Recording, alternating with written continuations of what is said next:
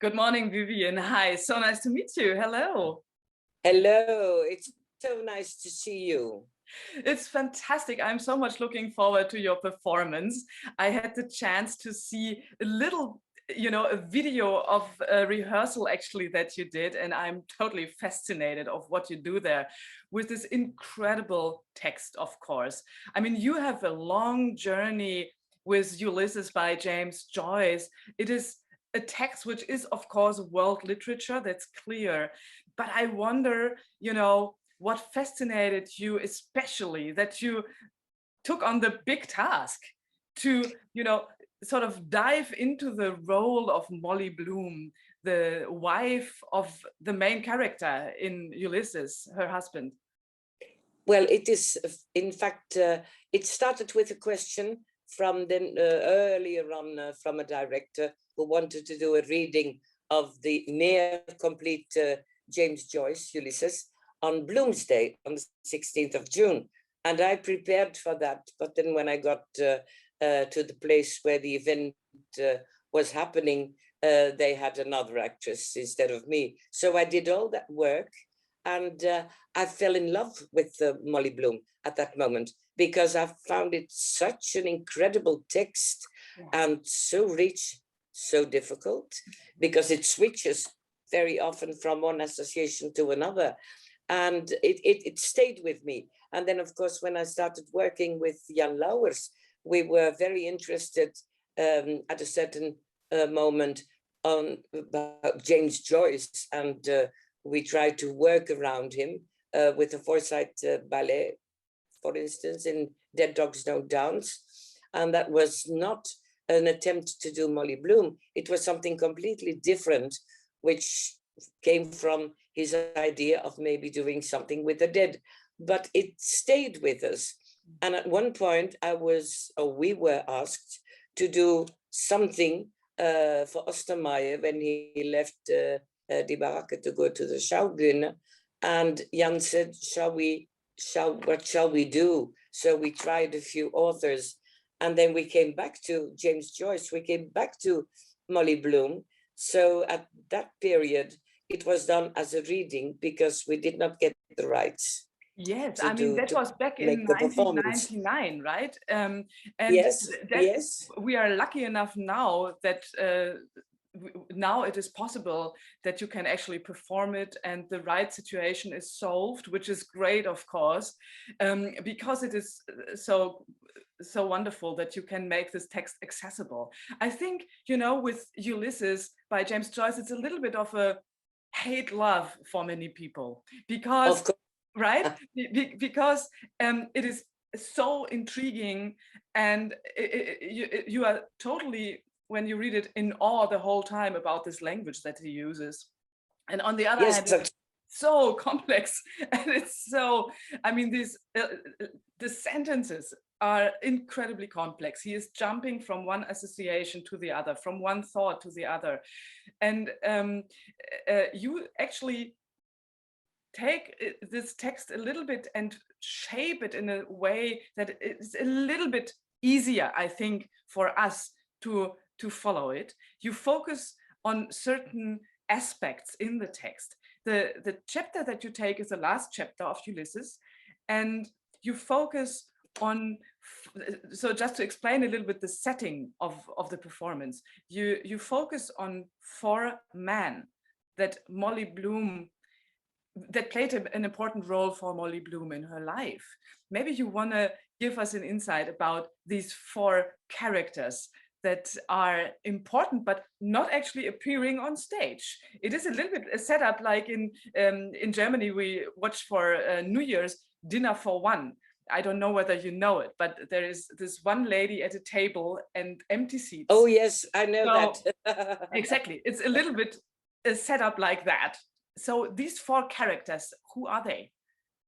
Well, there are, first of all, it is, of course, a very simple setting, which was a choice, because the moment you start to play Molly Bloom, you have to be younger than I, and it becomes anecdotal, because then you are dealing with the reality of a bed, somebody not in the bed, somebody else in the bed, and of course, it would be very unfortunate for the poor actors who play the men and who do not have a word to say, because it is Molly who reflects upon her life and the man in her life.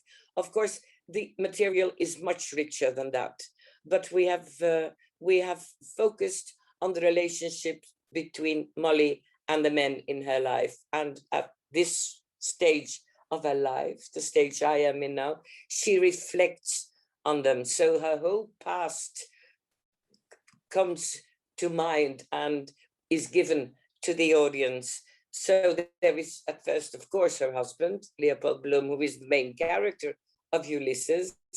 And on the other hand, there is a man she had sex with earlier that day. There's Hugh Blazes Boylan, a man that she, with whom she has an affair, so to say.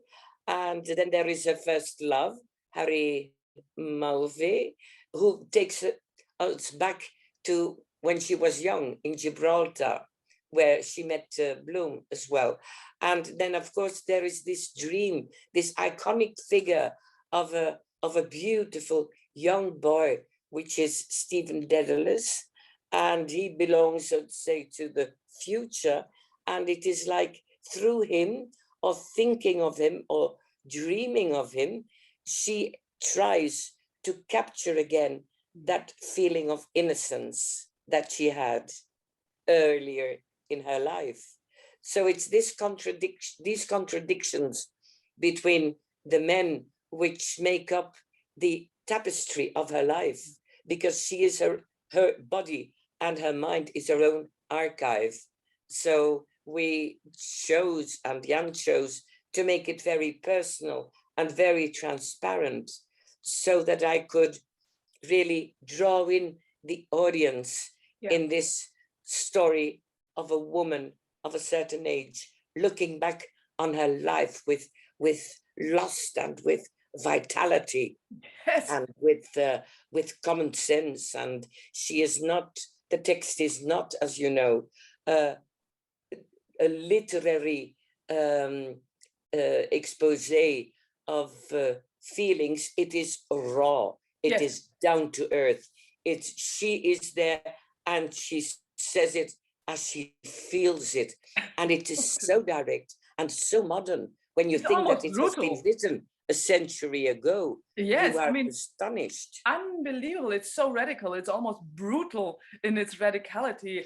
And you mentioned this aspect that in the book, Molly Bloom is actually much younger. She is in her 30s, mid-30s. And of course, you are a different age. But I have to say, like, in the way that you put it on stage now, I found it totally not only understandable, but it makes just total sense.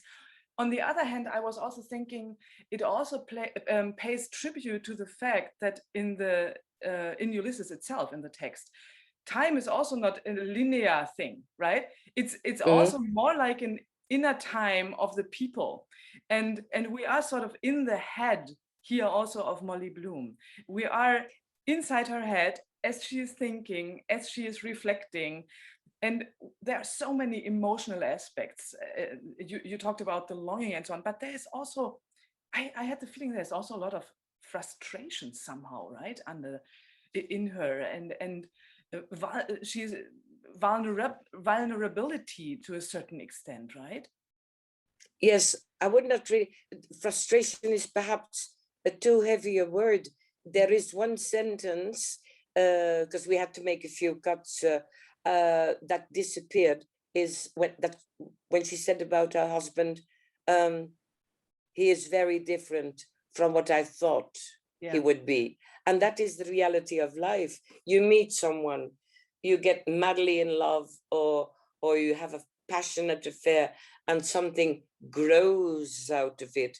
And at one point, the question is put to you, and then you have to say, is this really what I want? Oh, well, why not? Or it could be him, it could be another. Some people have reflected upon that sentence at the end. And it is also, it deals with the choices you make in life.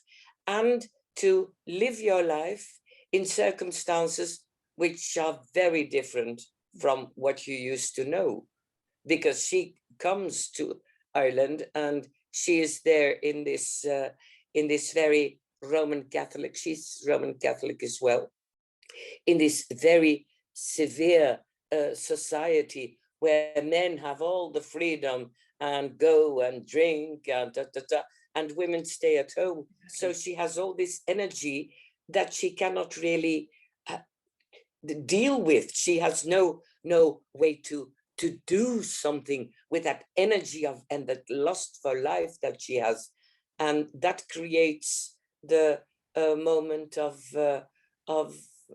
maybe you could call it frustration, but she is not a frustrated lady, because she goes on. She goes on. She has this vitality to say, okay, then I will try again. I'll give him a last chance. And it's what is for me so incredible is, on one hand, that in the end, you feel her immense love for this man, although she criticizes him. He does behave rather stupidly at certain moments, but she still has this memory of when they met. She still has this memory of all the possibilities life had to offer at that moment in life, and not all dreams come true. So that is a very moving. And what is also moving is that this text, which is so rich and so full of understanding of a woman's psyche, was written by a man. That is absolutely incredible. And back in 22, I mean, 1922, that is also amazing when you look at it and when you think about it, because this woman, and anyway, the characters that he draws in this novel, they seem to be timeless, or even, you know, from our time. I think in the topics that he raises there, in the way how she thinks, she has this power of emancipation, right, in her. I mean, I found it very, very contemporary, also regarding to the subjects that are being raised there. Of course, it is very contemporary, because I often say that we see a sort of Puritanism in a way. We see that everything is questioned, the past is questioned, the novels that were written years ago is questioned. Of course, nobody touches James Joyce, but it is amazing, because if you read the biography of Nora, his wife, there is a lot in Molly Bloom that is drawn out of their personal life together.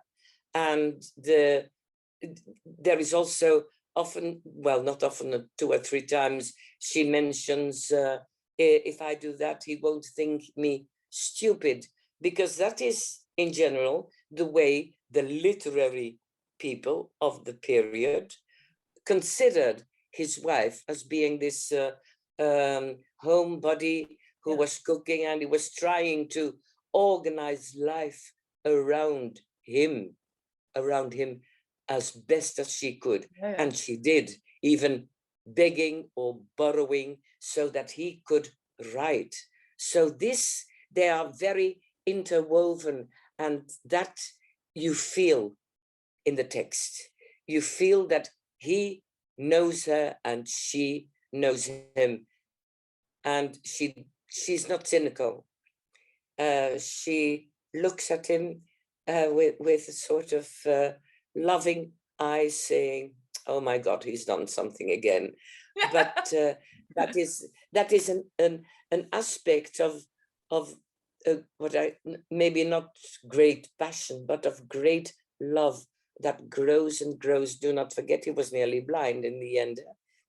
So it is very moving, and it is moving now because it is an open text. It is very straightforward. It is very sexual, let's admit it. Absolutely, yeah. But in an age where women are maybe society has changed a bit. Do not forget that Molly Bloom was written in the late Victorian age, Yes. where women had to be beautiful, had to be charming, had to have narrow waists. Yeah, I mean, and this is the total contrast to that. I mean, this woman Yes. is like fallen out of her time. Yes, that is true. So it is. She is not what, as Kasia, one of the collaborators, pointed out. She is not the angel of the house. Oh no, which was the iconic version of what a Victorian woman should be like, as it is portrayed by Virginia Woolf. And but it is, the writing comes at a moment when poetry had changed, yes, literature had changed, and music. it is very Music often has changed in that time.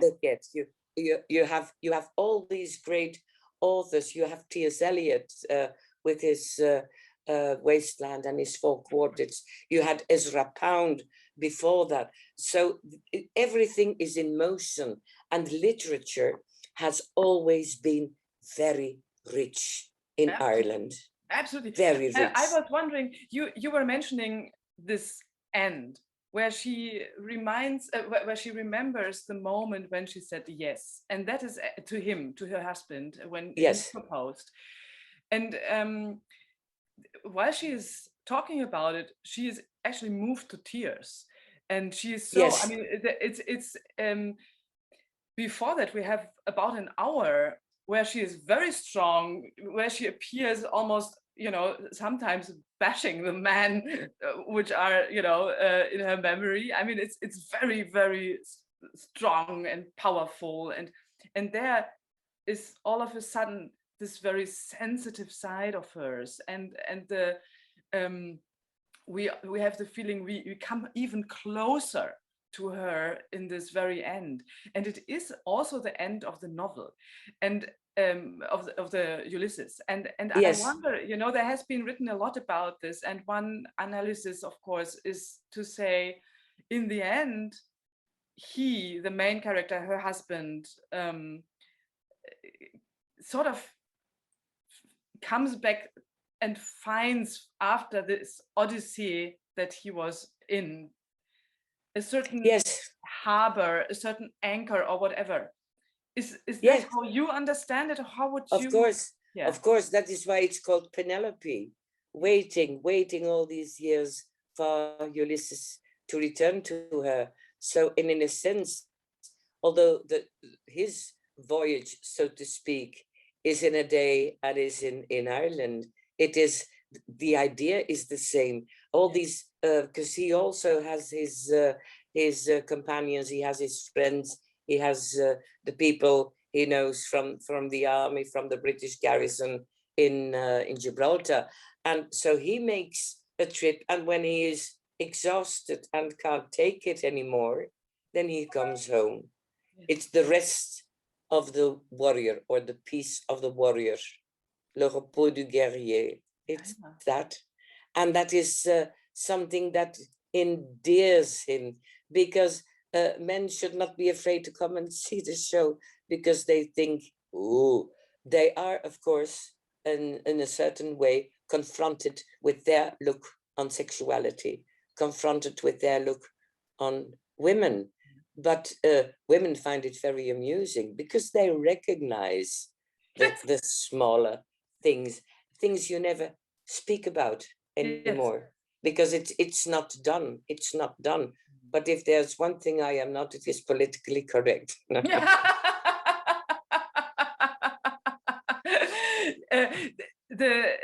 You said about this text, you know, about the way how to listen to it and how to receive it in a certain sense, that it is not so important to understand every single word, you know, to actually be able to understand every single sentence, but that it is more important to actually feel this text. You have to feel the stream, because in fact it is a stream of consciousness. It is the moment I step on the stage, I take this roller coaster called Molly Bloom, and I know the anchor points, but where it will take me emotionally, only to a certain extent, of course, but that is always also depending on the audience, because the audience is the actor, which is not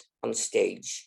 You feel the energy of the audience, and when you feel that you're connected in a way beyond each and every word, but in the stream of presence and feeling and vitality, every woman will discover a little bit of Molly in herself. I am sure that is totally true. And some men will also discover a little Poldy inside themselves. I'm sure that is true. And I find this really wonderful that you point out how important also the audience is as a part of the whole performance. Of course. I mean, we are so happy that it is now possible to bring this in front of an audience, yes. Right? I mean, it was not clear whether this would be possible, and now it is actually for you the first time to perform this in English. I have to say, also that is the first time. I mean, you did perform it in French already. Yes. Alone to understand that you did this incredible text in 2 languages, I have to say, I have the greatest respect. Yeah, I remember because originally there was interest, of course, from France, because we've played there often, and France is very kind to its older actors and actresses. They stay faithful, they follow you, they have a bond with the older generation in the field of theater or film. And I remember after the opening night in Madrid, where we came back, Corona-wise, and we came back to the hotel where Melissa, my faithful and enchanting assistant, so to speak, had arranged some tapas for us and some champagne and some wine. And then I said, I want to do it in English. And everybody looked at me, and Jan said, are you sure? Let's think about it. But I felt that of course, every language is different, and it would be in certain languages harder because of the grammar of a language. And French has very strong grammatical influence. You cannot be as fluent and as short as the English, as the original version is. Same would be true for German, because you have to wait till the end of the sentence to find out the verb, which is the motor of the sentence. So it is, for me, it makes perfect sense to do it also because I have the part English background. So I know the language. I know how the English humor works, how the understatement works, and how the English comedy works. Oh yes, and there are a lot of comical moments in there, and it's so witty, and this irony, I mean, unbelievable. The Molly Bloom, I mean, is she like a friend, like a sister, like an alter ego? What is she for you? For you personally? For me, it is an alter ego. Mm-hmm. For me, it is an alter ego, I think. She is a friend to people. She's a friend to Kasia, who wrote a very beautiful text about Molly, my friend, and the performance. And she is and has been for many years. When I first read it, I was amazed. And then somebody told me in passing that it was better to read it aloud, which I did. And I say that to all people who try to wrestle with the work of James Joyce. When in doubt, read it aloud. That helps. Of course, in the case of Molly, you have to figure out, because that is not indicated. It's not a theater text. It doesn't say, now she looks left and she's talking about him, or now she is talking about the other. So you have to figure that out for yourself, and that has been an incredible journey to find out and say, it's him. No, it must be him. No, that's not possible. So it is and once you find that, you find the structure, and with the structure you find the freedom to deal with it, and in a way to use all the elements, scenic elements you have, how simple they may be, to support that structure and to clarify things to people. One musician friend of mine who saw it years ago in reading, who also saw when I did passages of T.S. Eliot, told me, when I read it, I don't understand a word. I don't know what they're talking about. But when you speak it, I feel it, I know it. And that I've always thought was a great compliment. And that is, it's my struggle is to be true to that element and to give the people who have the patience and who want to come and see the performance, to have that, I call it the communitas. We are together. We are together in this very special world. I take them on a trip. I take them on a trip through a woman's life. What a fascinating journey it is that you take us on. Thank you so much, Viviane. It was wonderful to talk to you. And you really, it is like a big invitation also to go again deep into the work of James Joyce and not to be afraid of dealing with him. And thank you also for this recommendation to read him aloud, you know, in order to breathe his words, to, you know, fill them with life. And you do this in such an amazing way. Thank you so much, Viviane. Well, thank you very much for giving me the opportunity to talk a bit about Molly. I do appreciate that. Thank you. And I'm looking forward. Oh, we do too.